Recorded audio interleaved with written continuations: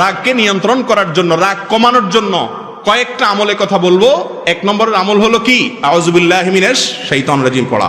Number 2, অবস্থার পরিবর্তন করা। দাঁড়ানো অবস্থায় যদি রাগ আসে, হাদিসে আসছে কি করে যান? বসে যান।